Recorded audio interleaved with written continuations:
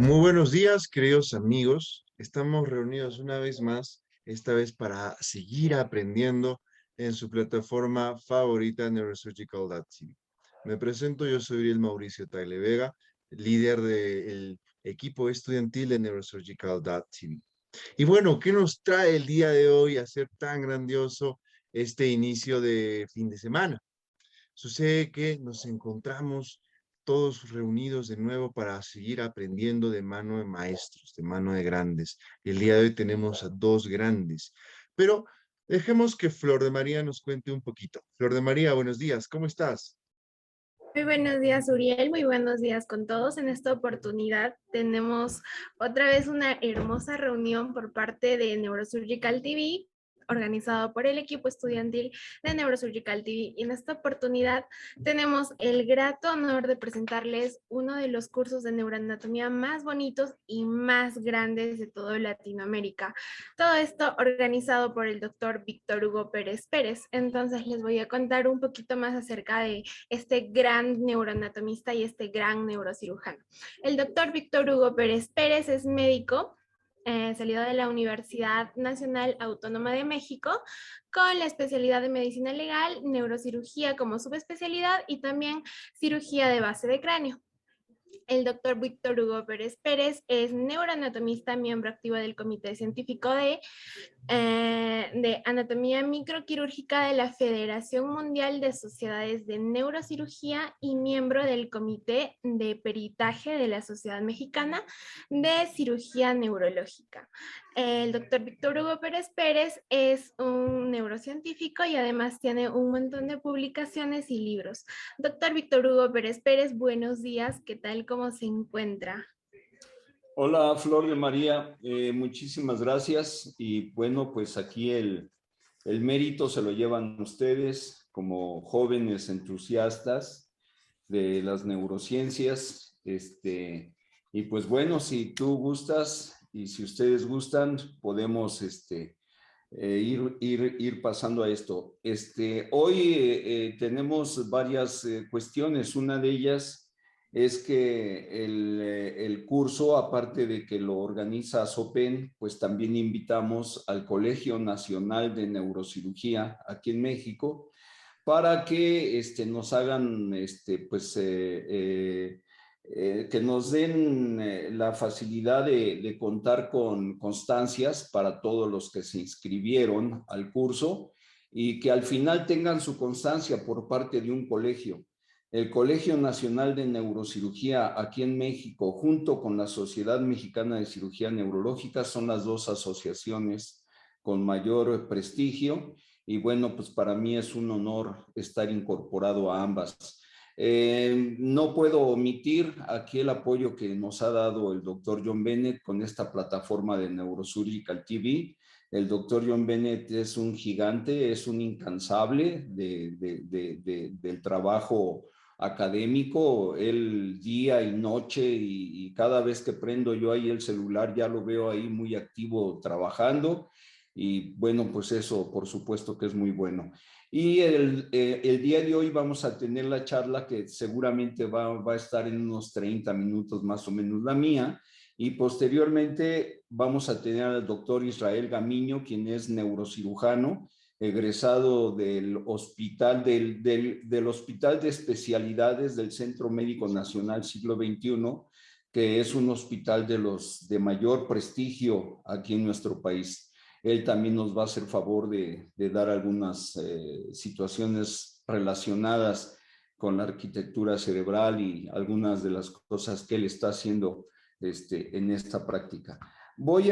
No sé si el doctor Carlos Castillo se haya conectado, pero si no, ya habrá momento de que lo conozcan. El doctor Carlos Castillo es el presidente del Colegio Nacional de Neurocirugía.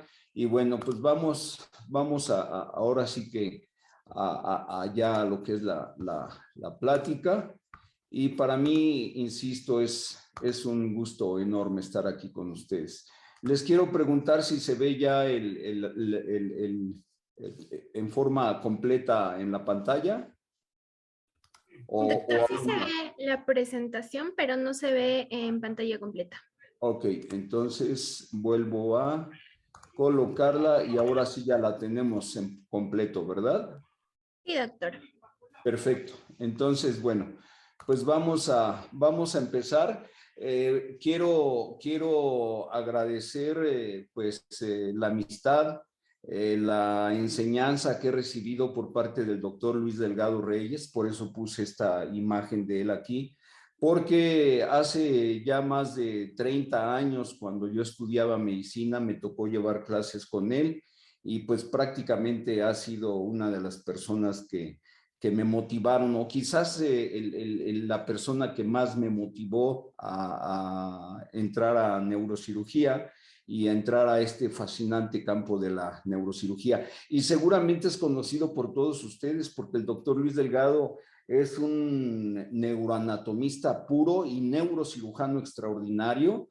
Entonces, pues ahí lo tomé yo como un gurú para mí en estas cuestiones de las neurociencias. Eh, Así como un músico requiere una gran sensibilidad para desarrollar su arte, asimismo el neurocirujano requiere de conocimientos de la neuroanatomía para guiar sus manos en este delicado arte de extirpar un tumor cerebral, de clipar, no cortar un aneurisma, ahí se pasó eso lo de cortar.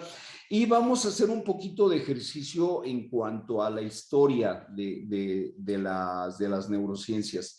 Fueron los egipcios, los egipcios quienes fueron los primeros en registrar datos de la anatomía en el papiro quirúrgico de Edwin Smith en el siglo XVII antes de Cristo, basado en enseñanzas de Imhotep, que tiene un antecedente del siglo 27 antes de Cristo y que fue el padre de la medicina egipcia.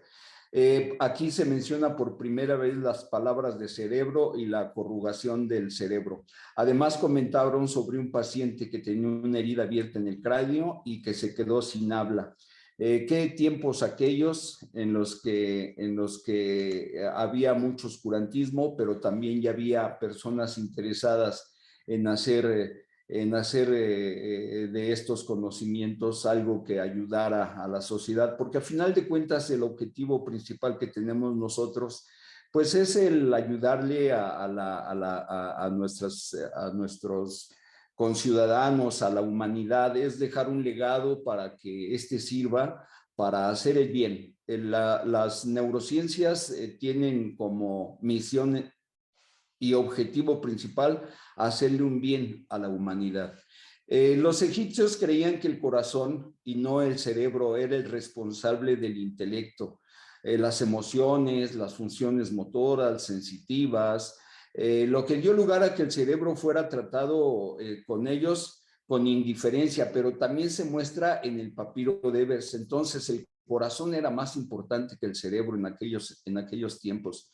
Es interesante señalar que durante la era del Imperio Nuevo era común extraer los cerebros de los cadáveres para ser momificados por las fosas nasales y la base del cráneo con la ayuda de un pequeño cincel y un gancho de hierro. Cualquiera de ustedes que haya estado ya en un servicio médico forense, yo he estado en ellos desde hace quizás ya unos 32, 33 años.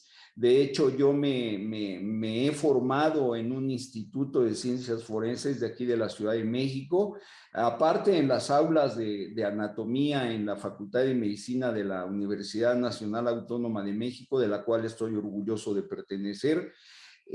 Pero mi desarrollo ha sido en forense. Eso me ha dado oportunidad de trabajar sobre encéfalos de personas desconocidas. Eso es quizá la regla más importante para que nosotros podamos en la actualidad hacer estudios en neuroanatomía, que se trabaje sobre personas que no están identificadas.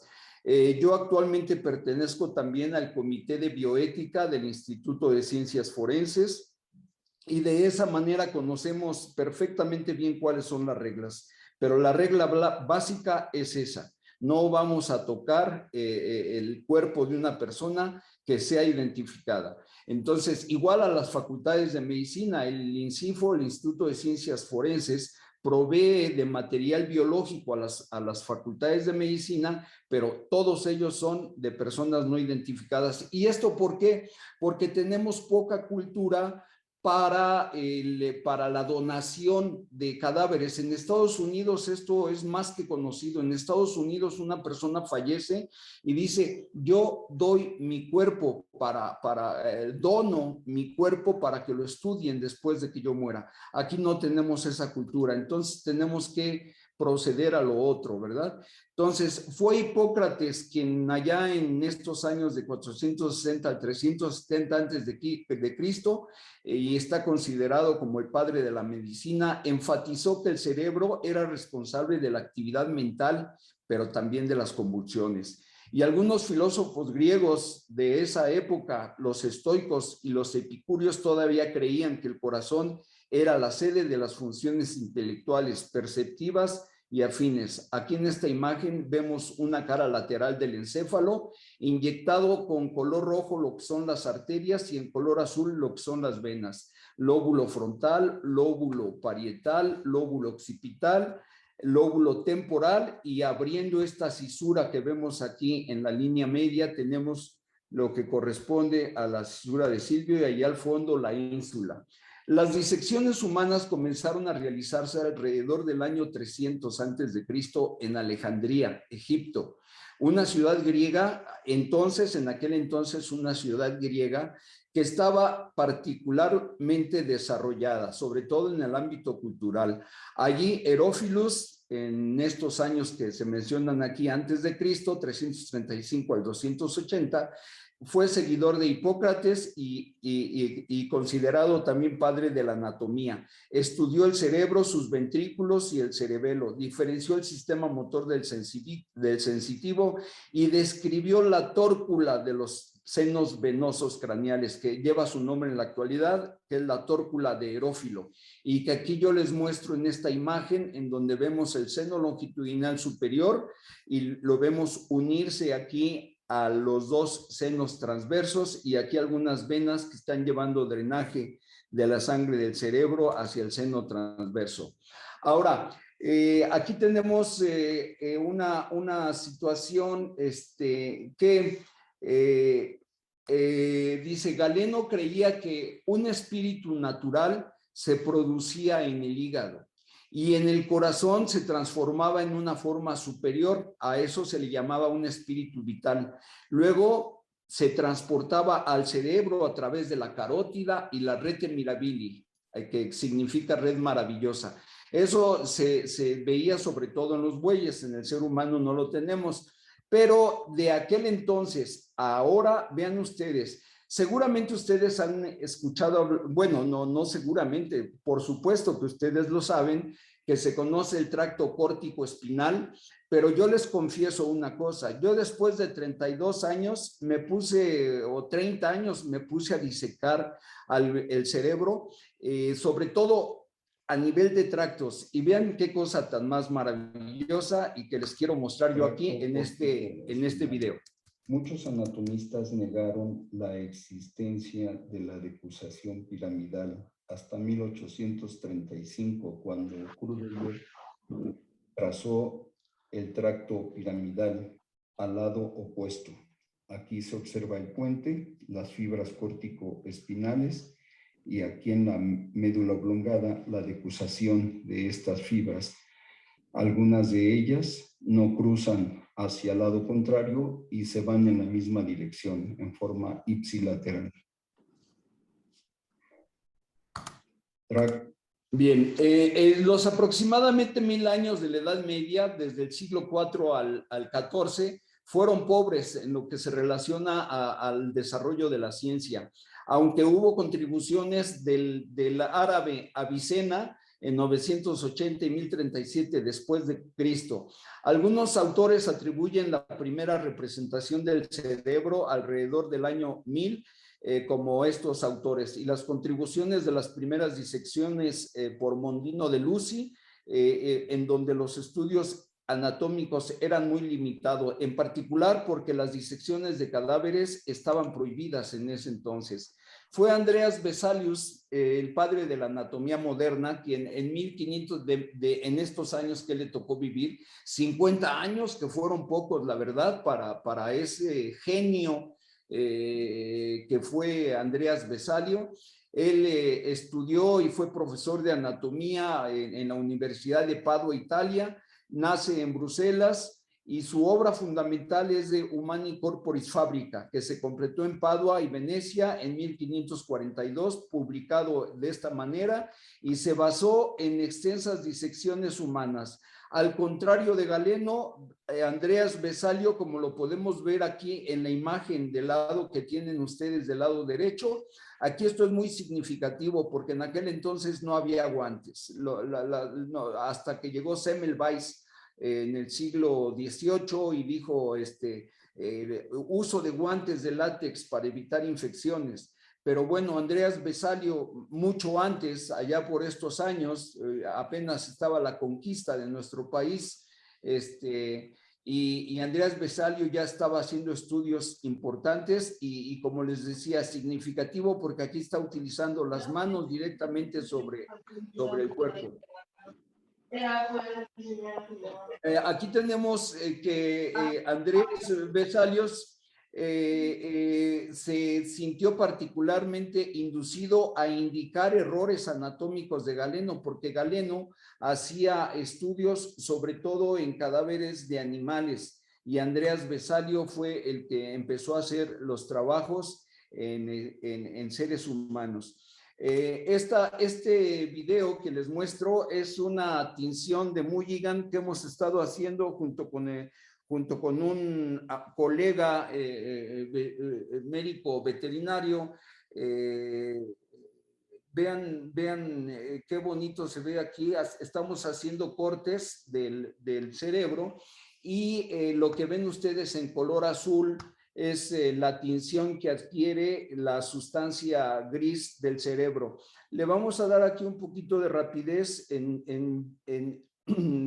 tomando en cuenta que vamos a estar un poco limitados en cuanto a tiempo, pero vean ustedes, aquí ya adquiere un color, dependiendo del tipo de tinción que utilicen. La corteza cerebral va adquiriendo aquí un color café. Entonces, de esta manera nosotros nos podemos ir ubicando en cómo está constituido tanto la corteza del cerebro como los núcleos o ganglios de la base, que ahí se observan de una manera bastante bien, pues. Entonces, esto es una técnica que se conoce como tinción de Mulligan y es muy útil para el aprendizaje de la neuroanatomía. A veces nosotros estudiamos la neuroanatomía en la convexidad, pero estudiarla ya en sus tractos, sus ganglios, sus conexiones es sumamente interesante. Entonces, Vesalios describió meninges, hemisferios cerebrales, distinguió la materia blanca de la gris, el cuerpo calloso, el septum pelúcido, los ventrículos y otras estructuras. También las ilustró y en algunas ocasiones, por ejemplo, comprendió que los plegados o los giros que tiene el cerebro eran responsables de anclar los vasos que penetran en el cerebro a través de los surcos, situación que es real, por ahí van los vasos sanguíneos. En lo que sí es que él no sistematizó la forma que tienen los surcos y giros y que hoy comprendemos perfectamente bien. También Leonardo da Vinci en 1519, además de sus conocidos estudios de ventrículos, realizó bellas, aunque en algunas ocasiones incorrectas, situaciones de superficie corporal, pero por supuesto bellísimas. A principios del siglo XIX, Franz Joseph Boll, de 1758 a 1828, relacionó las diferentes circunvoluciones cerebrales con diferentes facultades. Cada circunvolución cerebral correspondía a un órgano específico para Franz Joseph Gall, y cada circunvolución causaría una impresión en el cráneo, generando una protuberancia externa que expresaría cada carácter individual. Todo esto pues se conoció como frenología y ahora pues está en desuso, pero aun cuando ya no se acepta lo que él mencionó en aquellos años, indudablemente que él contribuyó de una manera muy importante a la evolución del conocimiento del cerebro humano.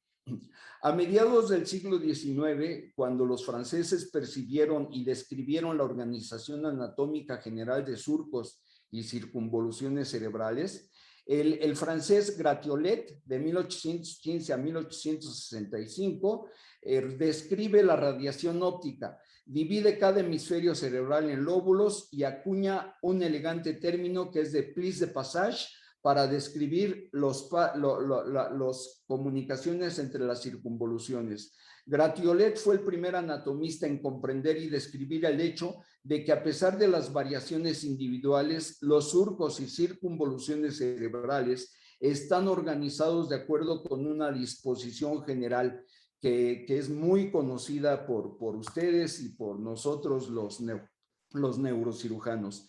Los pioneros de la localización de las funciones corticales cerebrales, pues ustedes lo saben, fue Paul Broca, quien en Francia, y John Hughes Jackson en Inglaterra. Broca fue un antropólogo, anatomista, neurólogo y cirujano, y se basó en el conocimiento anatómico disponible en ese momento. Estuvo particularmente motivado por las descripciones realizadas por Gratiolet. Aquí vemos a Paul Broca, y esta es una imagen del cerebro que él le tocó estudiar. Pues esta imagen es histórica porque prácticamente habla ya de la localización de una función del cerebro. Por primera vez en la historia de la humanidad, un neurocientífico dice: esta área en el lóbulo, en el hemisferio cerebral del lado izquierdo, en el primer giro frontal, tiene relación con el lenguaje. Y entonces, pues prácticamente inició una nueva era a partir de esos hallazgos. Él describió una fascia secundaria transitoria a la compresión de una herida frontopercular izquierda en un paciente que había sufrido una lesión por arma de fuego en 1861, casi 100 años antes de que yo naciera. Yo nací en 1962. El doctor Paul Broca en 1861, imagínense, ya muchísimos años atrás. Broca también delineó el área cortical motora del habla a partir del estudio clínico anatómico de dos pacientes que fallecieron después de una lesión frontopercular izquierda, ubicándolo en la porción posterior de la tercera circunvolución frontal, adyacente a la fisura de Silvio. Es interesante que también Broca relacionó esto con el lado izquierdo del cerebro. Paul Broca, como ya lo mencioné, y Hughes Jackson correlacionaron las estructuras nerviosas con funciones neurofisiológicas. Eso abrió el parteaguas para el conocimiento del cerebro humano, de las funciones corticales del cerebro humano.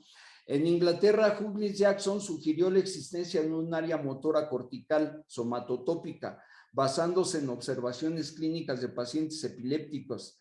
En Alemania, en 1870, Fritsch y Hitzig confirman experimentalmente estos conceptos de Jackson en perros y le dan mayor fuerza al estudio de la neuroanatomía y de la fisiología. En 1886, en Inglaterra, Ferrier cartografió en detalle la corteza sensitivo-motora del mono. También Charles Sherrington y Karl Wernicke contribuyeron de una manera importante, así como de Gerine y otros investigadores más, a este conocimiento. Fue mi tocayo Horsley considerado el padre de la neurocirugía. Fue uno de los pioneros en la estimulación cortical transoperatoria humana y en 1885 observó la principal representación cortical motora es anterior al surco central. Después de él, Harvey Cushing se entrenó brevemente con Horsley y se convirtió en el cirujano más prominente en el establecimiento de la neurocirugía como especialidad en Estados Unidos. Steno fue otro de los investigadores un poco atrás, en donde fue el primero que sugiere un estudio mediante disecciones de fibras que se hizo posible con nuevos métodos para endurecer el tejido cerebral blando. Diusens le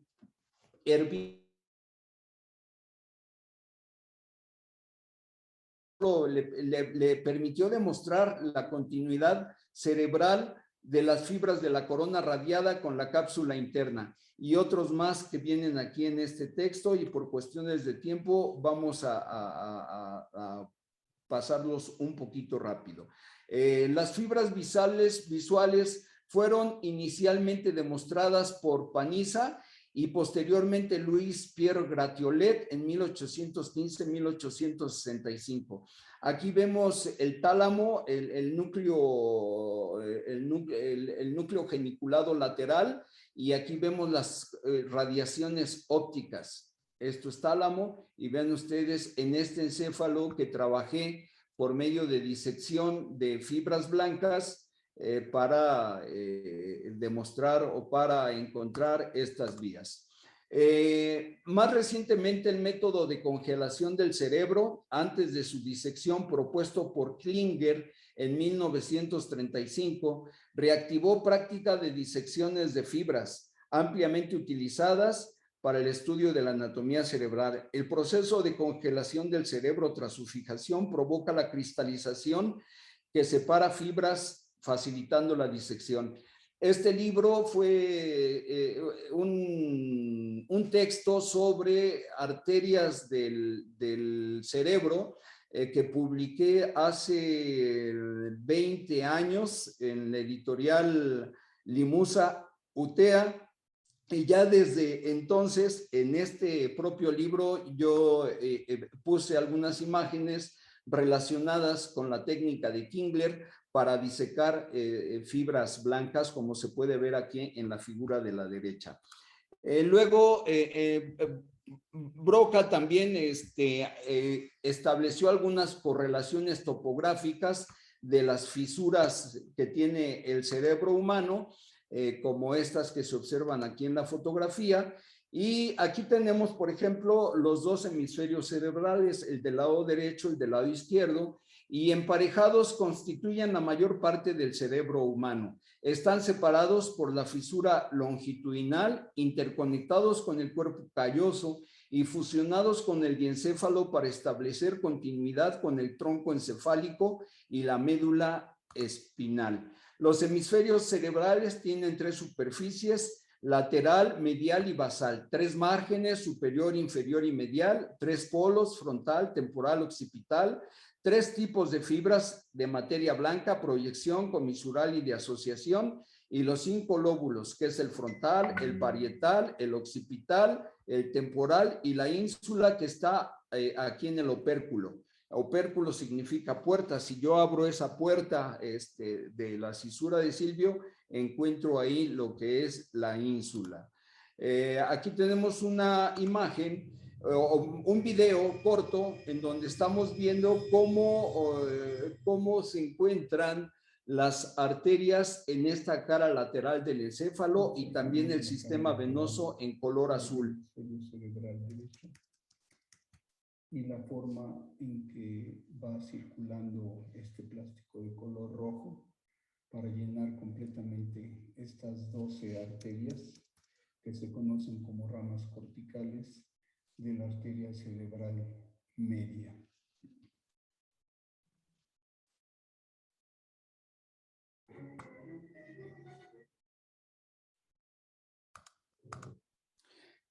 Los hitos más importantes para orientar la cirugía son 3 bordes. los tres polos, las fisuras y surco central. La fisura longitudinal, la hendidura, ¿qué es esta hendidura? La fisura longitudinal separa la parte superior de los hemisferios emparejados, contiene un proceso de dura en forma de hoz, que se observa aquí abajo, y la hoz de la dura madre, que separa las partes anterior y posterior de los hemisferios. Esto es el cuerpo calloso. Aquí tenemos lo que corresponde a las arterias cerebrales anteriores. Es el seno longitudinal superior, en la anterior, el seno longitudinal superior, los lagos venosos y las venas que componen esa estructura.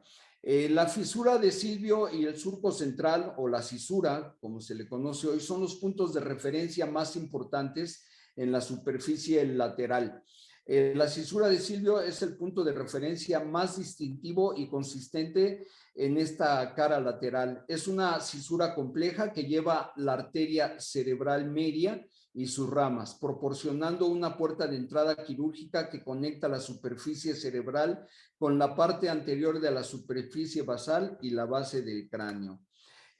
Aquí tenemos a la cisura de Silvio abierta, vemos la arteria cerebral media con sus diferentes segmentos, segmento M1 esfenoidal, segmento M2 opercular, segmento M3 insular, y el insular, opercular y el cortical, que son los 4 segmentos de esta arteria. El lóbulo frontal es rostral al surco frontal, al surco central. Es el surco precentral y el surco postcentral. Aquí tenemos el área motora primaria en el giro precentral.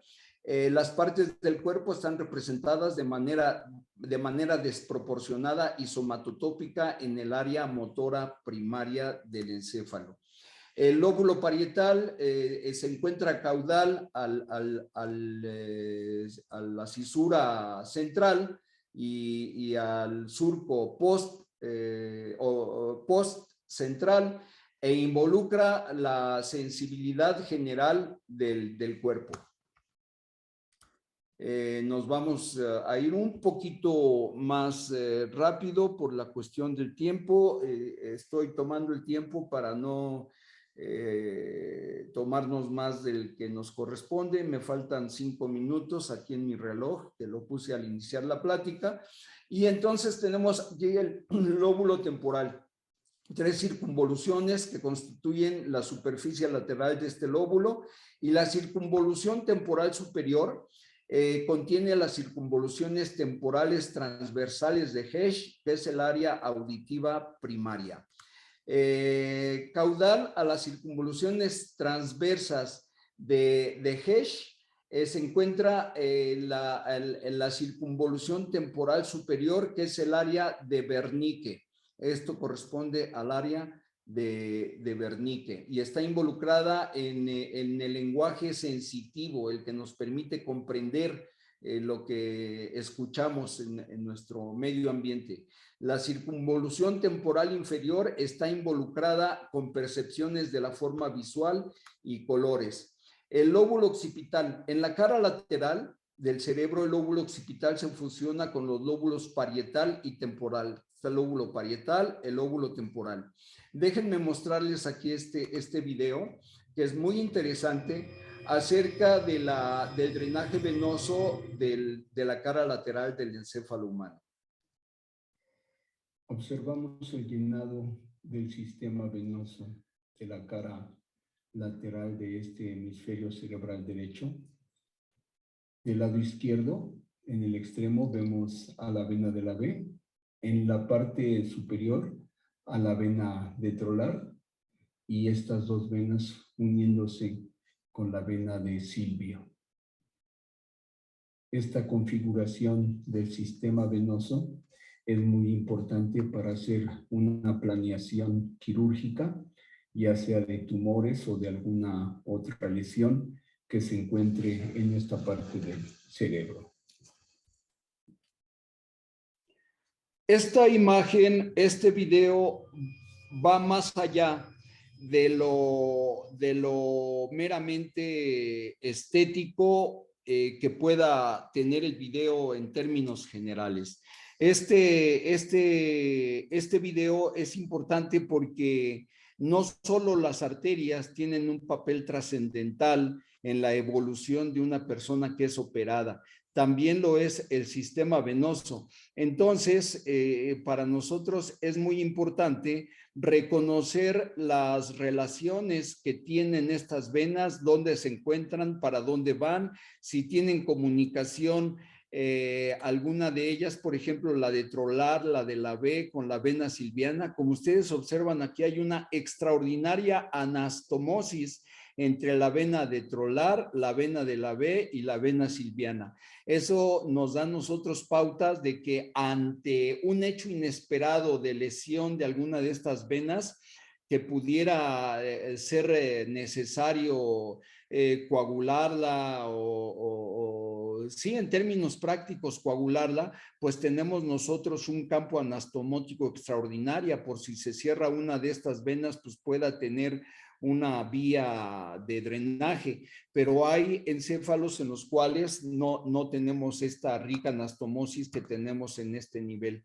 La cara basal del encéfalo también nos da otro tipo de situaciones. Aquí tenemos la cara basal del encéfalo, donde vemos las arterias cerebrales anteriores, nervios ópticos, terceros nervios craneales, nervio motor ocular común también conocido así, las arterias carótidas supraclinoideas, y aquí vemos la relación que guarda este tercer nervio craneal, el tallo cerebral que está pegado al lóbulo temporal.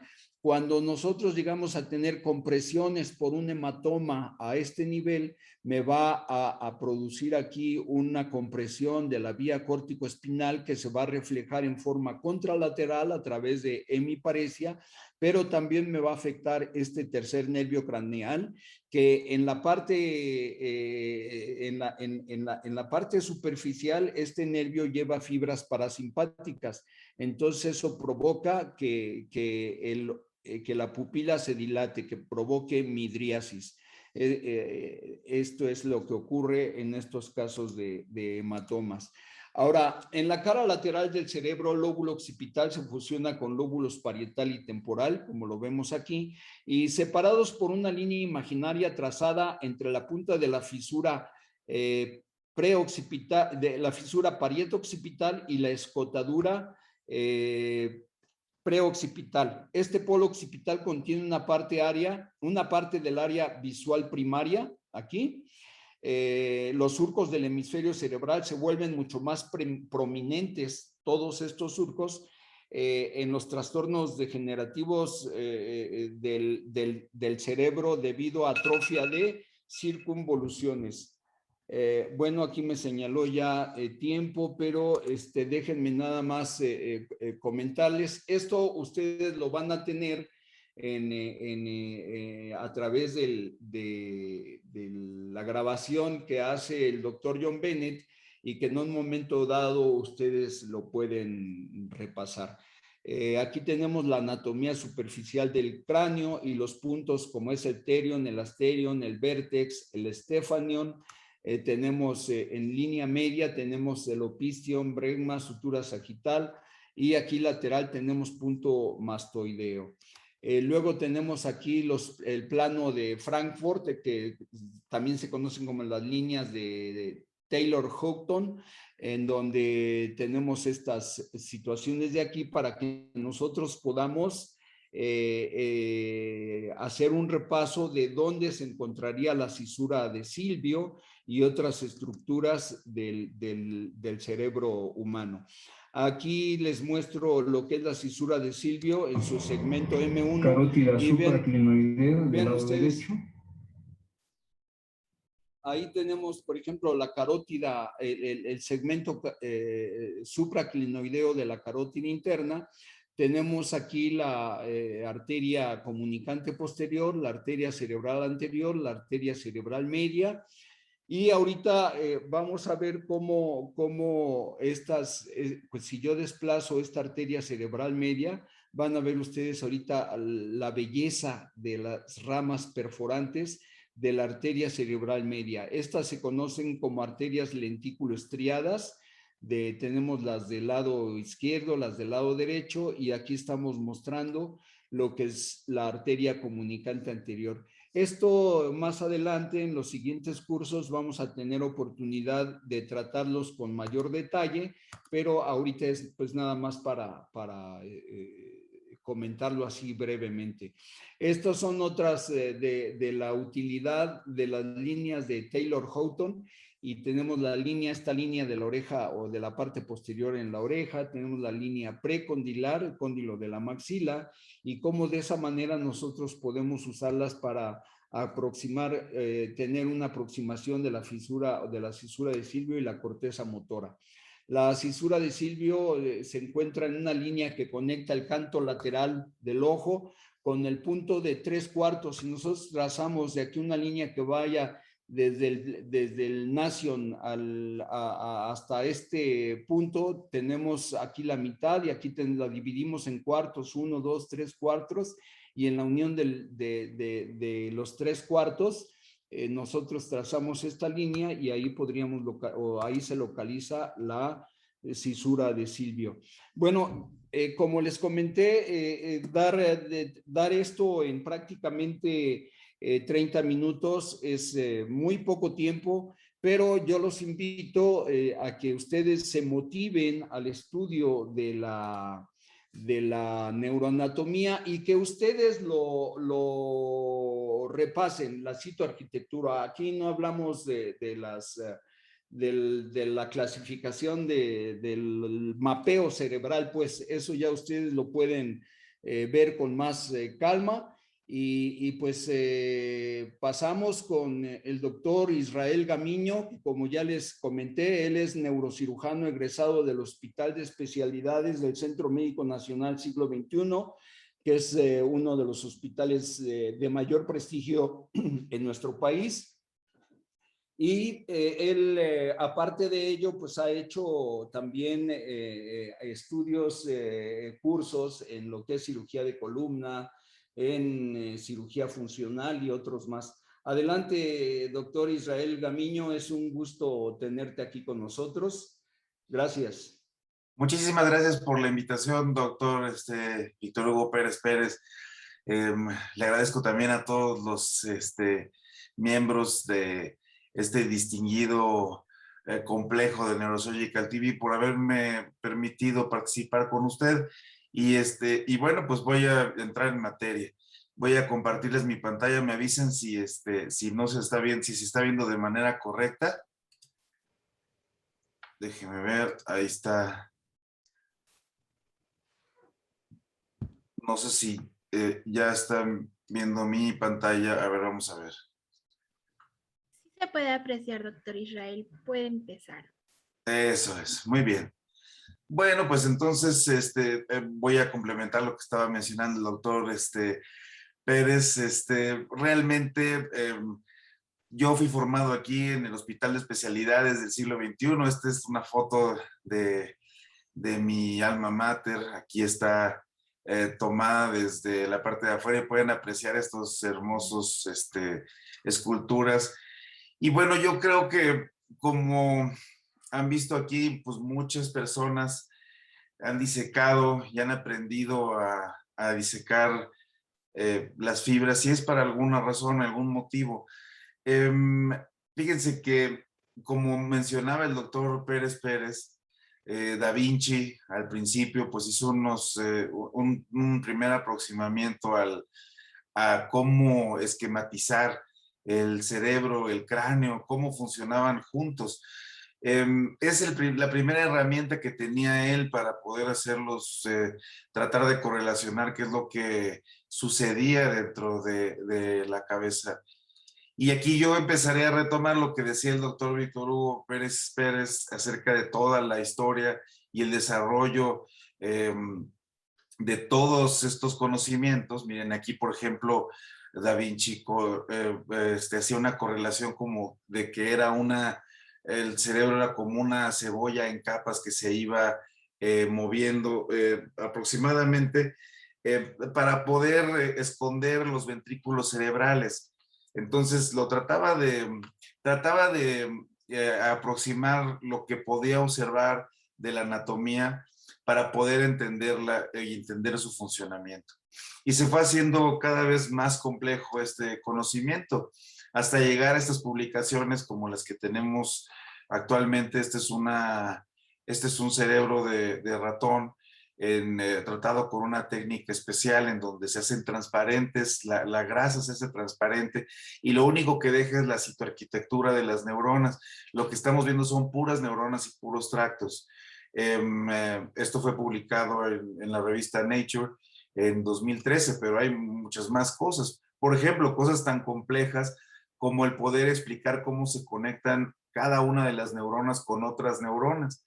Esto también se le denomina como topología y está muy de la mano con algunas disciplinas matemáticas. No teníamos manera antes de las disecciones cadavéricas de poder estudiar el encéfalo en vivo. Estos estudios que están viendo ustedes aquí son resonancias magnéticas de encéfalos de personas vivas con un campo magnético de 7 teslas.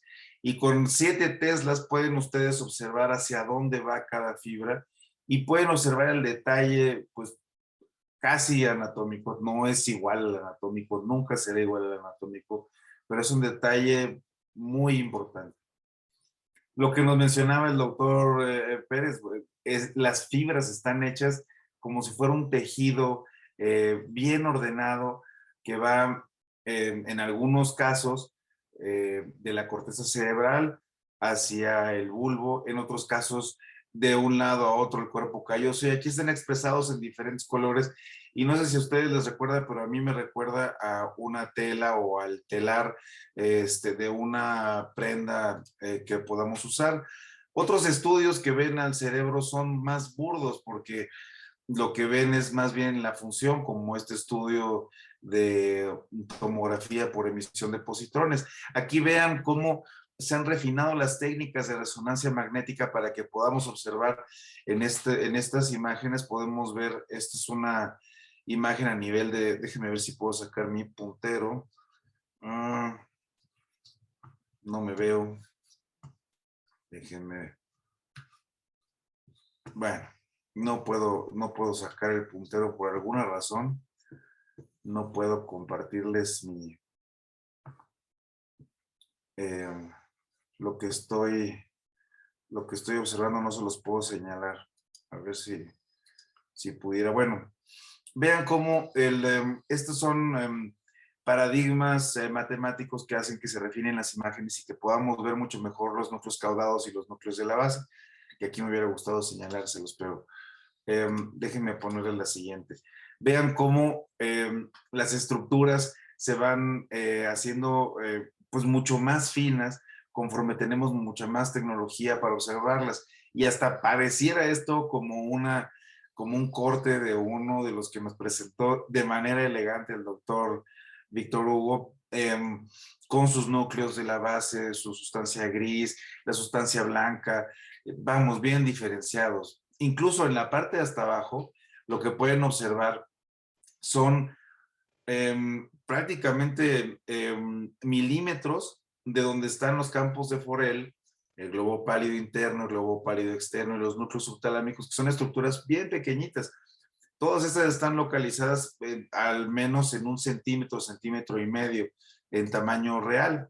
O vean, por ejemplo, la correlación anatómica de los segmentos en los que está dividido el cerebelo.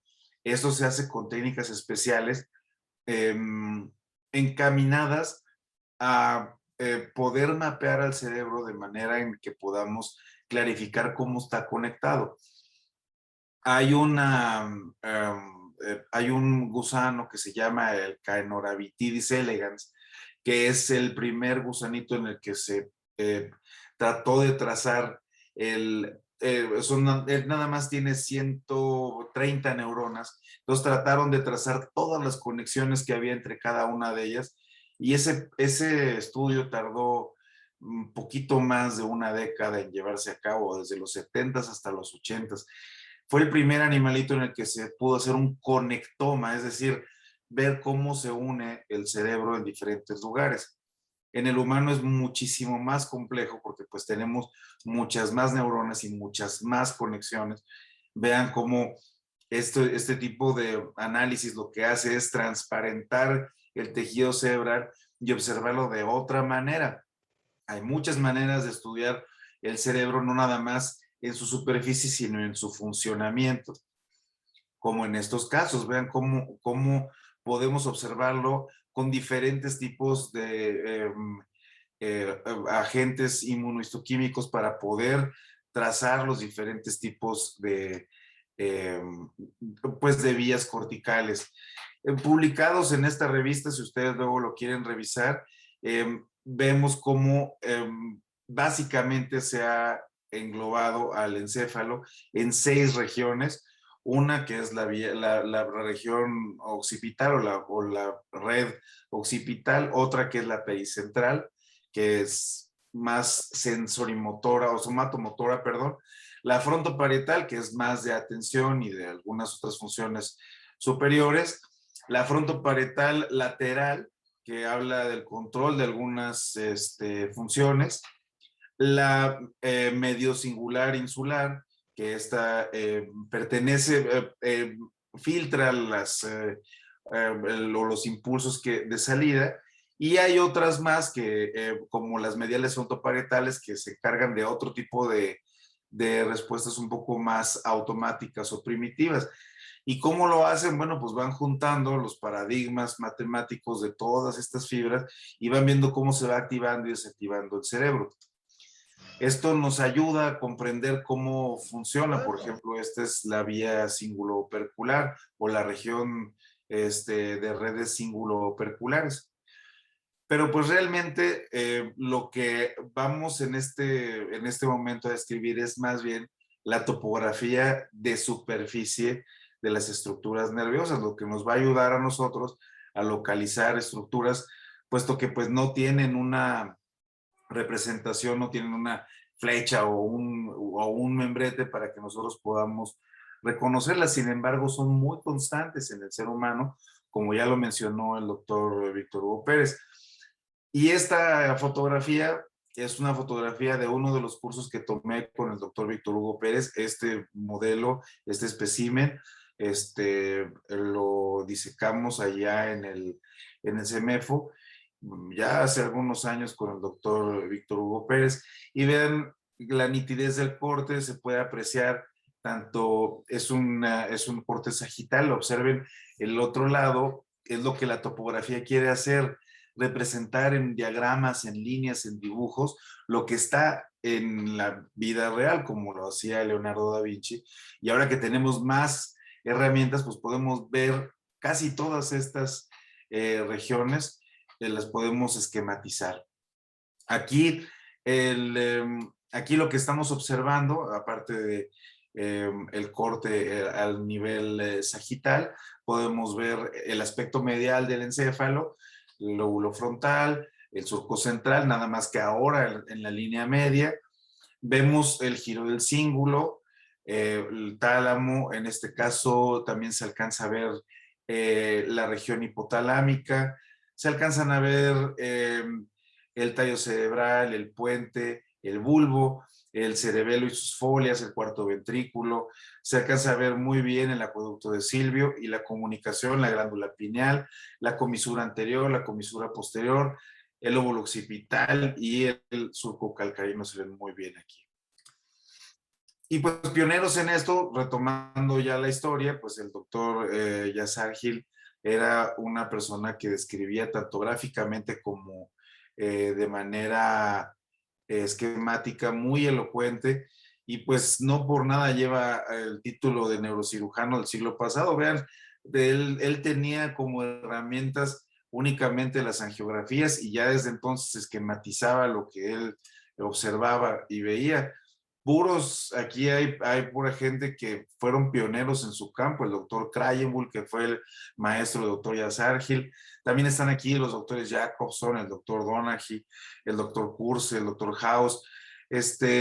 Todos estos fueron pioneros de la microneurocirugía y de la cirugía, de la descripción de muchos de los compartimentos por donde los cirujanos podemos pasar. Aquí está el doctor Yazar Gil de sus años de juventud, y este era uno de los maestros de Yazar Gil. Dicen que en esta foto no sale con su monóculo, pero aquí está una de las disecciones, las primeras disecciones que hizo este doctor, el doctor Klinger, de las vías ópticas. Hay una tinción que se llama la tinción de Klinger o el método de Klinger para disecar la vía visual. En este caso, el doctor Yazar Gil y él hacían este tipo de disecciones, según lo que menciona su biografía. Igual aquí está el doctor Drake, que también describe compartimentos dentro del seno cavernoso y dentro de otras estructuras, junto con el doctor Yazar Gil para las cirugías. Otros de los atlas topográficos que me gusta repasar en este tipo de clases es el del doctor Wolfgang Seger, que vaya que eres un excelente dibujante. Todos los esquemas él los hacía, y vean pues excelentes diagramas y excelentes reconstrucciones de todas las arterias, pero finalmente pues se quedan cortas porque lo que queremos observar es más los puntos anatómicos. Y estos, vamos, el trabajo del doctor Roton y de toda la gente que está relacionada con él, pues fueron pioneros en disecar los encéfalos y en establecer este tipo de reconstrucciones anatómicas para la enseñanza, ¿no?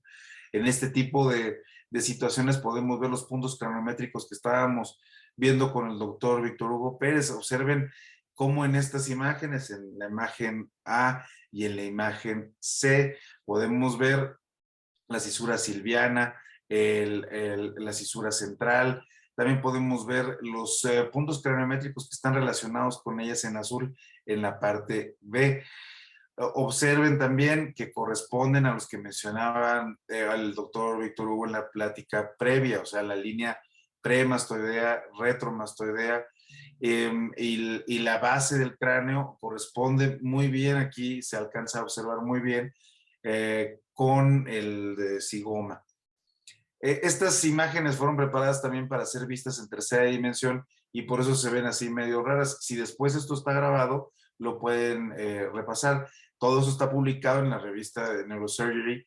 Y otro de los puntos famosos craniométricos que tenemos es este punto en donde nosotros podemos canular un ventrículo con cierta seguridad, pasando a través de estructuras que son pues elocuentes para que podrían ocasionar un daño dentro de los pacientes. Entonces vean cómo aquí está localizado uno de los puntos craniométricos que ya mencionó el doctor Pérez. Aquí está el bregma y utilizamos la medida de 3 centímetros a un lado de la línea media para evitar hacer algún daño sobre estructuras vasculares cerebrales y llegar hacia el foramen de Monro, que está en la ilustración C, hasta el final en letras blancas.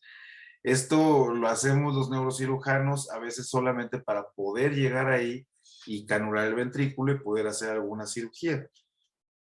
También el bregma nos va a servir para localizar a 5 centímetros por detrás de él la primera o la circunvolución central o el giro central y poder localizar el giro precentral y el giro postcentral, tanto la corteza motora primaria como la corteza sensitiva primaria. Aquí tenemos más puntos craniométricos como el eurion y tenemos puntos craniométricos que están relacionados con la sutura lambdoidea.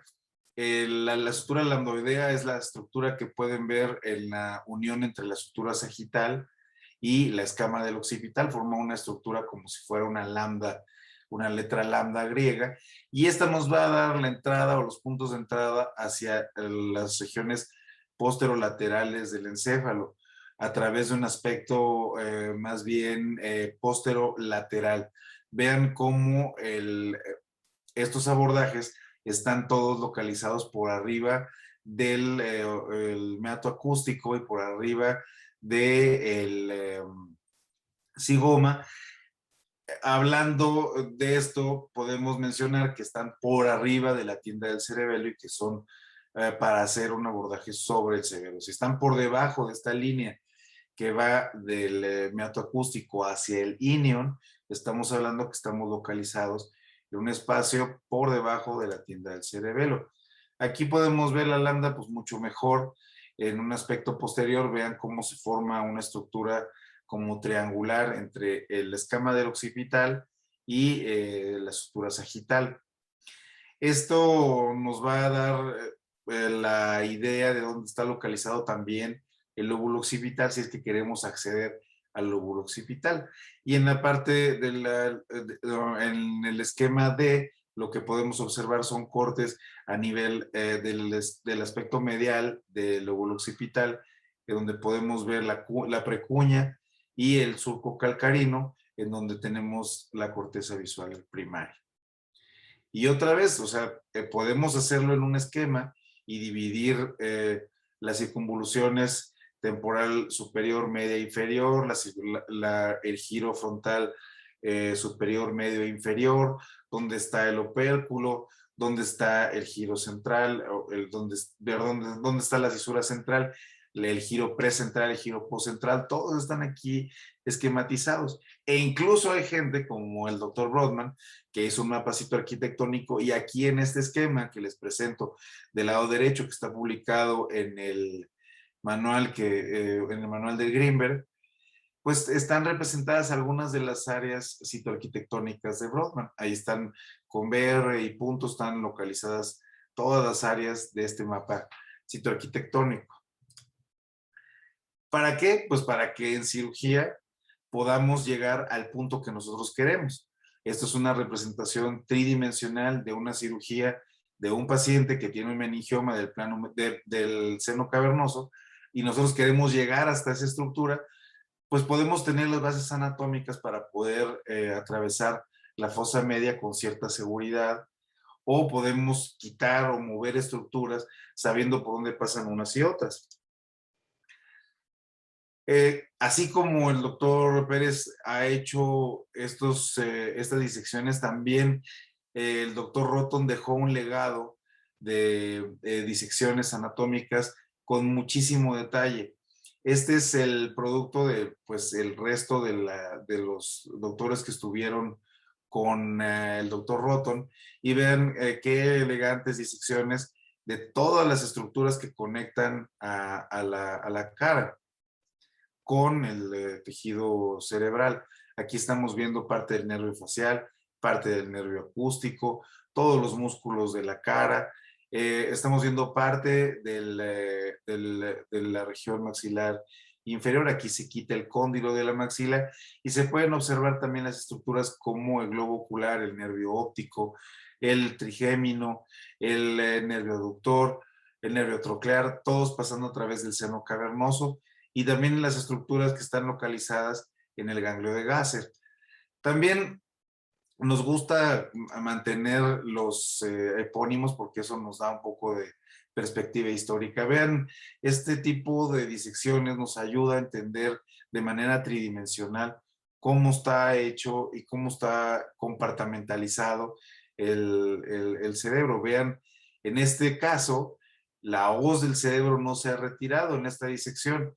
Vean qué elegante, debajo de la hoz, cómo se puede ver el hemisferio contralateral en la región frontal y el cuerpo calloso que está en medio, pues, de toda esta membrana que cubre el cráneo desde la porción frontal hasta la porción occipital.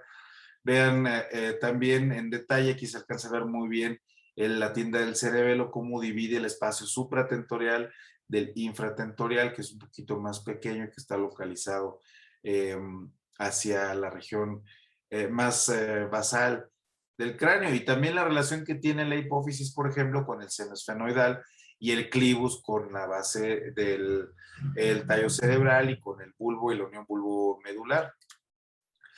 En el aspecto más complejo del cerebro, en las regiones internas, en donde está el ventrículo cerebral, aquí podemos observar con mucho detalle cómo están estos vasos, tanto la porción venosa como la porción arterial, en este caso inyectadas la arterial de color rojo y la venosa de color azul, pueden darnos el detalle anatómico suficiente como para que nosotros podamos imaginarnos y estudiar y planear una resección, navegar a través de estas estructuras tan complejas.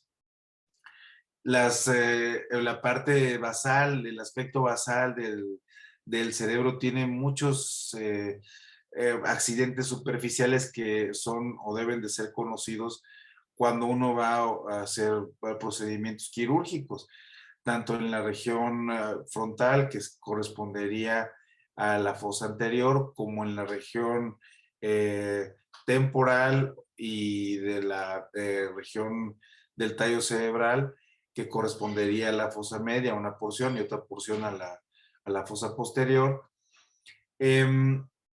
Estas estructuras basales cerebrales, casi todas están relacionadas con los nervios craneales, con regiones que son muy importantes para la comunicación de los hemisferios cerebrales con el resto del cuerpo, y que nos dan la vida de relación que tenemos con el medio ambiente.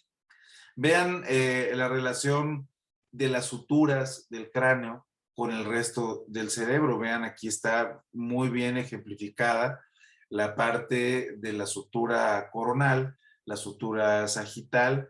Vean, del punto donde se une la coronal con la sagital, es el punto craniométrico conocido como bregma. 6 centímetros o 5 centímetros por detrás de él, observen cómo corresponde a la cisura central, que es la única que llega hasta la línea media. Vean el seno sagital cómo viaja a través de la línea media, y las estructuras del lóbulo frontal cómo están contenidas en este cráneo que estamos revisando. Si alcanzan a ver y siguen ustedes la sutura coronal, pueden observar una estructura que se llama terion.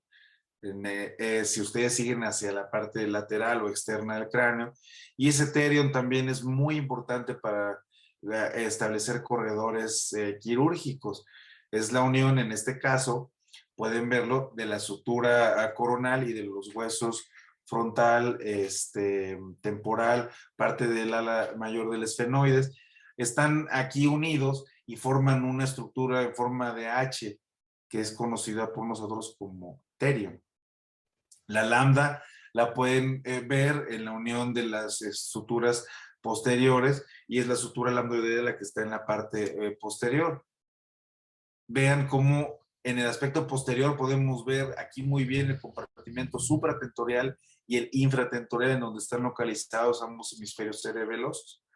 Y también cuando operamos una hipófisis y estamos metidos dentro del seno esfenoidal, tenemos este tipo de imágenes anatómicas, en donde vemos, ya que abrimos el piso de la silla turca, vemos estas imágenes en donde podemos ver la silla turca, el nervio óptico, incluso a veces se pueden ver estructuras más profundas si es que quitamos parte del clivus, y si quitáramos parte de el hueso frontal en la parte inferior, podríamos ver todas las carótidas, como se alcanza a ver ahí, y su relación con la arteria basilar o los nervios craneales. Esta es la representación de la fosa media y de cómo viajan los nervios craneanos a través de la fosa media. Aquí en la fosa anterior, cómo está localizado primer y segundo nervio craneanos, el quiasma óptico y la bifurcación de las carótidas, la forma en la que están relacionadas con el quiasma óptico y con el tallo cerebral, y la relación que tienen con la fosa temporal. Siguiendo con las estructuras complejas vasculares de la región de la base del cráneo, pues están las regiones vasculares cerebelosas y del tallo cerebral y de la unión bulbo-medular. Vean cómo aquí es el final del bulbo, donde está el cuarto ventrículo, la estrella medular, el óvex, y ya la formación de lo que corresponde a la unión bulbomedular y la médula espinal en su porción cervical, los nervios craneales bajos, el 10, 11 y 12, o sea, todas estas estructuras nos sirven para que nosotros nos guiemos. Finalmente, el conocimiento de todas estas estructuras anatómicas lo que va a hacer es que nosotros tengamos mucha mayor precisión en el momento en el que vamos a dirigirnos hacia un paciente. Vean la complejidad. Aquí no hemos quitado más que la parte posterior de la región maxilar y observamos de atrás hacia adelante todos los nervios craneanos bajos y su relación con el sistema nervioso central. La disección de fibras blancas, como nos había enseñado el doctor Víctor Hugo Pérez, vean la comunicación entre ambos hemisferios cerebrales y vean su relación, nuevamente, ahora en el aspecto lateral, con las suturas. Aquí se puede ver mucho mejor el terion del lado, en la parte inferior es el primero de los puntos craniométricos que ven ahí, y el asterion, que también es una unión entre la parte de la sutura escamosa del lóbulo occipital junto con el lóbulo temporal. Y esto nos sirve para nosotros tener referencias de superficie cuando nosotros vamos a llegar hacia ciertos lugares del tejido cerebral. También podemos hacer que el espacio tridimensional en el cráneo sea una matriz matemática. Eso lo logramos colocando un marco tridimensional al paciente. Esto se puede poner en un enfermo, dividir este espacio y convertir todo esto en una topografía matemática para poder llegar a lugares de manera muy precisa. Por ejemplo, en este caso, en esta paciente, en una mujer joven, llegar a una lesión que se encuentra de manera profunda, una lesión vascular, y poder quitarla con precisión. Este es otro tipo de navegación. Este es un paciente con un adenoma de hipófisis. Aquí lo que estamos teniendo es una navegación infrarroja. En la fotografía del medio lo que pueden observar son unas pequeñas esferas grises, y en la porción superior están viendo un aparato que emite ondas infrarrojas que rebotan en esas estructuras. Aquí estamos utilizando una navegación bidimensional. También tenemos que estar habituados los neurocirujanos a veces a tener una anatomía bidimensional. En este caso estamos usando un endoscopio para poder operar esta lesión que se encuentra en la hipófisis de nuestro paciente. Y hasta la derecha, el poder conocer estas estructuras anatómicas nos permite tener un paciente así a las horas de haberse operado. Vean el detalle con el que en la pantalla que ven ahí, esa no es tridimensional. Nuestro microscopio óptico sí es tridimensional, este no. Nos guía hacia las lesiones que se encuentran en la hipófisis. Acá de este lado, en el lado derecho, podemos observar una imagen de resonancia magnética en la que podemos ver un adenoma de hipófisis. Aquí lo que tenemos es la resección de la lesión que habíamos visto hace poquito, que les dije que era de una mujer joven. Estamos quitando un cavernoma. Vean cómo el poder llegar ahí de manera anatómica y precisa y el determinar los surcos y las relaciones anatómicas hace que nuestras resecciones sean muy limpias y que no lastimemos otras estructuras del cerebro que no deben de ser dañadas. Un minuto, amigo. Un minuto tenemos. Ok, ya voy a acabar. Perfecto. Aquí está. En este caso vemos cómo este trigémino, este es un ejemplo fotográfico de un nervio trigémino, en donde el nervio trigémino da vueltas vasculares sobre, hay asas vasculares sobre el nervio trigémino, y el saber localizarlas anatómicamente permite que los pacientes mejoren notablemente. También sirve para casos complejos de aneurismas cerebrales o de lesiones vasculares, como en este caso de esta chica que fue operada, y afortunadamente pues es la chica que ven aquí en la fotografía. Acá abajo tenemos el plan B, por si falla todo. Las relaciones topográficas son las que nos salvan. Vean cómo pues uno además tiene el plan de salvación, no nada más la tecnología. Y con eso podemos encontrar lesiones profundas o lesiones que se encuentren escondidas dentro del tejido cerebral y que nosotros podamos resecar, mover o quitar con seguridad. Es indispensable para nosotros los neurocirujanos, pero también es muy importante comprender el cerebro como una estructura funcional para todos los médicos y sobre todo para todos los neurocientíficos.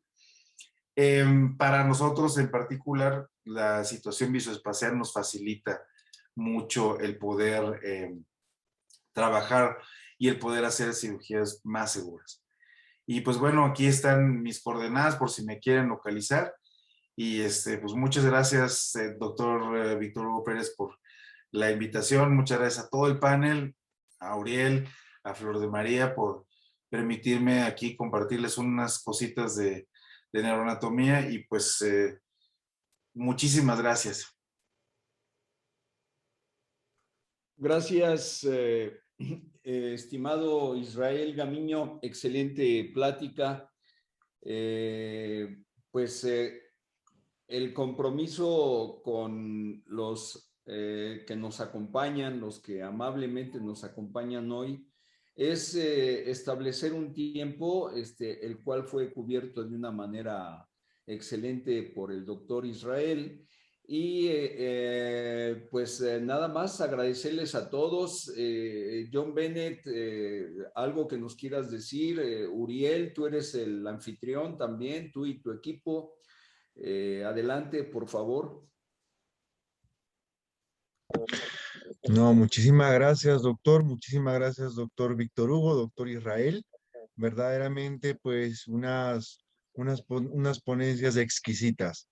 Yo estoy muy seguro de que muchísimos de los estudiantes aquí presentes y, por qué no, también residentes y demás personas que nos están viendo están aprendiendo demasiado. Hemos recibido dentro de los mensajes directos que nadie lo explica como el doctor Víctor Hugo, evidentemente una eminencia, un paradigma de educación, y que el doctor Israel Gamiño hizo una ponencia extremadamente magnífica. De verdad que es un honor poder estar aquí escuchándolos. O sea, vosotros dicen que puede que están con nosotros y que es una alegría, para nosotros es una alegría poder estar con ustedes. Al revés, totalmente al revés, señores. Muchísimas gracias.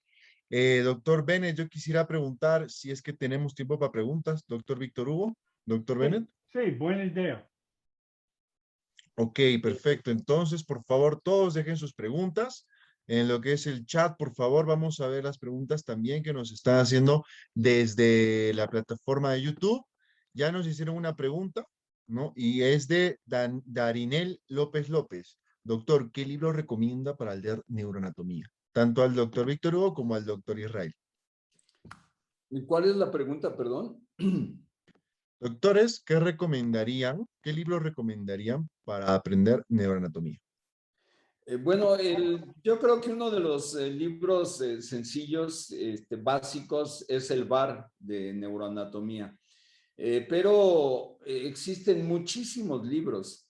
Depende para qué quieras estudiar neuroanatomía. La neuroanatomía existe la descriptiva, la quirúrgica, la topográfica, en fin. Pero yo creo que un libro bueno pues sería el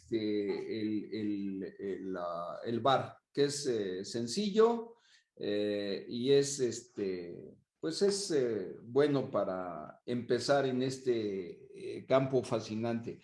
Ahora, la anatomía pues también es de investigación. Ya cuando estás ya a un nivel en donde quieres aportar algo nuevo, pues ya es anatomía de investigación, es una anatomía desarrollada ya en la práctica y es compleja, pues.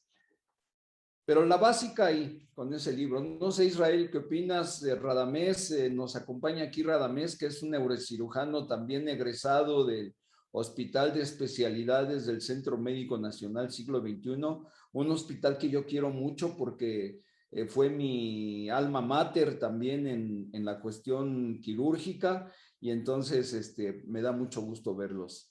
No sé si quieras comentar algo, Israel, Radamés. A mí también me gusta, yo coincido con usted y también me gusta el Fitzpatrick, que es un libro muy facilito de leer, es muy amigable también. Es buen libro.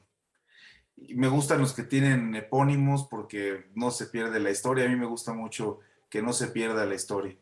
Eso Yo, le- quería agregar. yo les recomiendo este.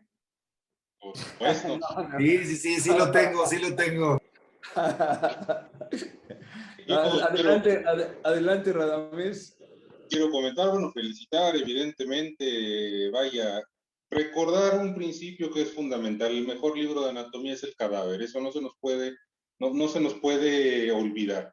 De repente veo que hay muchos ejercicios de cursos, de tratamiento de enfermedades específicas y todo, y de repente se deja un poquito de lado lo que es la anatomía básica. Y jamás entender lo básico como peyorativo. Siempre entender lo básico porque es lo que se debe de saber para poder alcanzar lo siguiente. Pensaba yo en una situación muy curiosa y digo, el doctor Víctor Hugo Pérez es mi maestro y pues a final de cuentas quien me enseñó a operar. Entonces, bueno, una de sus enseñanzas en alguna cirugía era, bueno, pues normalmente uno hace una disección, por ejemplo, al abrir la cesura de Silvio, de las venas hacia el lóbulo, por ejemplo, temporal. Normalmente uno trata de dejar las venas, digamos, hacia el lóbulo temporal. Pero ¿qué pasa si este drenaje venoso no tiene venas hacia el lóbulo temporal y hay que dejarlo hacia el otro lado? A eso me refiero con las características anatómicas de repente de ver los abordajes, porque esto le da una perspectiva mucho más útil a la anatomía. Y si hoy la plática del doctor Víctor Hugo Pérez ha sido particularmente interesante, es precisamente porque se le da la correlación clínica. Además de que la hace amigable, además de que la hace fácil, la hace útil. Entendimos por qué se dilata una pupila, por qué deja de mover el otro lado del cuerpo, por qué es importante la anatomía venosa, por qué es importante la anatomía arterial. Decía el doctor Gamiño, ¿por qué entramos por este lado para poner una válvula y no por lo otro? Esa particular referencia de la anatomía la hace muchísimo, muy amigable, porque si nos desprendemos de la anatomía hacia lo que es milimétrico, milimétrico y así de árido, todos nos vamos a aburrir y todos nos vamos a dormir. Eso no es adecuado. Caso contrario, si vamos al revés, vamos de lo práctico hacia cada vez lo más específico, nos vamos a encontrar con que la anatomía es perfectamente útil, perfectamente divertida y no se nos olvida para nada. ¿Por qué? Porque lo aplicamos. Entonces, celebro definitivamente esta manera de hacer anatomía y que nunca se les olvide que el mejor libro de anatomía es El cadáver, mucho antes de entrar a trabajar un cerebro en vivo. Gracias. Gracias, Radamés.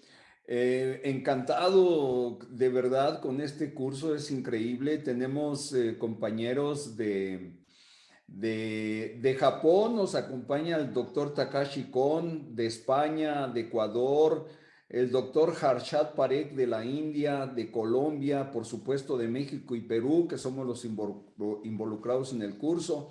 Pero también tenemos ahí en el chat que nos escriben de Cuba, de Cuba, ya sí, también de Cuba y de Buenos Aires, Argentina. La verdad, increíble. Y va a seguir creciendo porque el objetivo de este curso es un curso sencillo, es un curso útil, es un curso que lo queremos dar en poco tiempo y no hacerlo muy ameno. Ese es el interés, porque el objetivo no es enseñar en este curso. El objetivo es estimular a los jóvenes, a las y los jóvenes estudiantes para que aquel que decida involucrarse en este campo lo haga de una manera decidida, pero también con mucha disciplina, con mucho temperamento, porque las neurociencias son extraordinariamente complejas y uno les tiene que dedicar tiempo, pero de una manera muy importante. No sé si hay alguna otra pregunta. Vemos también aquí que nos acompaña Abubak Shomo. A él lo he visto en otros cursos de los cursos que da la Federación Mundial de Sociedades de Neurocirugía. Y bueno, encantado de ver a tantas y tantos compañeros. Uriel, Flor de María, algo que se quiera añadir, Mauricio Guerrero. Sí, doctor, nos hacen preguntas a través de YouTube. Alejandro Tagle nos dice, doctores, ¿hay posibilidad de variaciones anatómicas encefálicas en hombres de altura? Pues no, nada más como hombres de altura, de estatura alta. Yo creo que se refiere a las personas que viven a grandes alturas, doctor. Pues a lo mejor nada más un corazonzote más grande, más difícil bombear ahí la sangre, ¿no? Pero no, o sea, no, en términos generales no.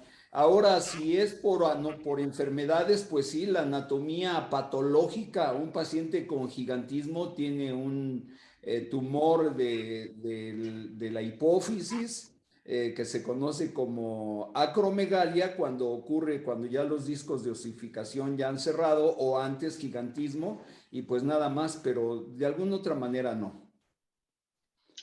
Sí, ¿alguna otra pregunta? Muchas gracias, doctor. Mauricio Guerrero tiene la mano levantada, entonces, Mauri, puedes activar tu micro. Buenos días, doctores. Primero que nada, agradecerle al doctor Héctor Hugo, siempre un placer trabajar con usted.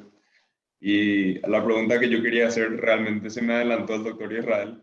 Yo quería preguntar sobre una opinión personal sobre qué piensan ustedes de los epónimos. Si deberían caer en desuso o debemos respetar lo que es la historia de la neuroanatomía.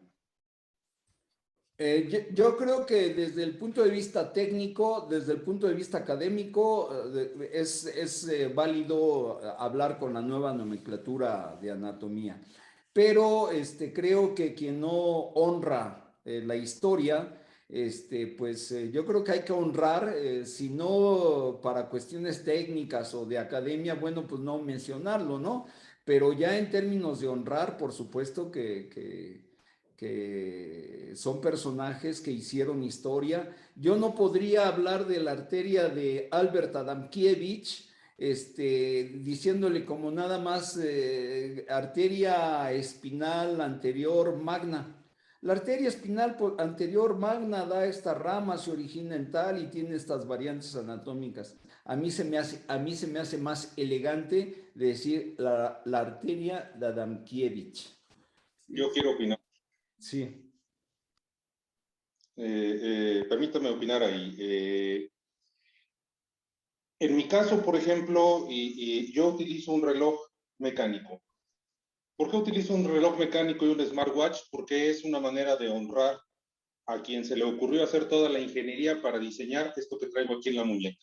Que por supuesto, más allá de ser algo útil, porque lo es algo que representa las bases de donde vengo. El hecho de utilizar epónimos no solo nos permite identificar, le da sentido, le da personalidad, le da presencia, le da una mística, le da un origen a lo que viene. Entonces, yo entiendo que a veces lo práctico es importante, pero bueno, ahí está la poesía. La poesía no sirve para nada. ¿Para qué sirve un poeta? Para nada. Lo mismo que se puede decir en un poema de 3, 4, 5, 7, 10 hojas, Juan Sabines, alguno de estos, pues se puede decir en 3, 4 palabras, pero ¿cuál es la diferencia? La mística, la esencia, la ética. Por lo tanto, los epónimos son necesarios. Por supuesto, eso se ve con el tiempo y en el camino. Hay que aprenderse las cosas y a veces hasta resulta más fácil aprenderse los epónimos.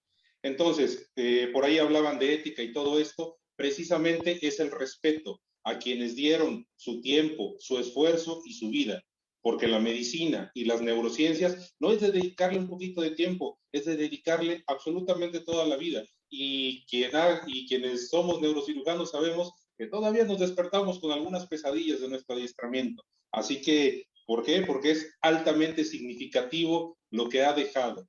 Y yo siempre lo he dicho, le agradezco mucho a mis maestros, desde aquel que me enseñó a agarrar un lápiz hasta aquel que me enseñó a destapar una caguama con una hoja de papel. Entonces, caguama, para quien no sepa, es una cerveza de las grandotas.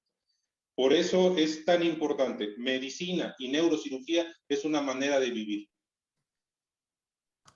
Gracias, Radamés. Yo Uriel. quisiera agregarle algo nada más, un poquito, un detalle a esto, que subrayar lo que dice Radamés.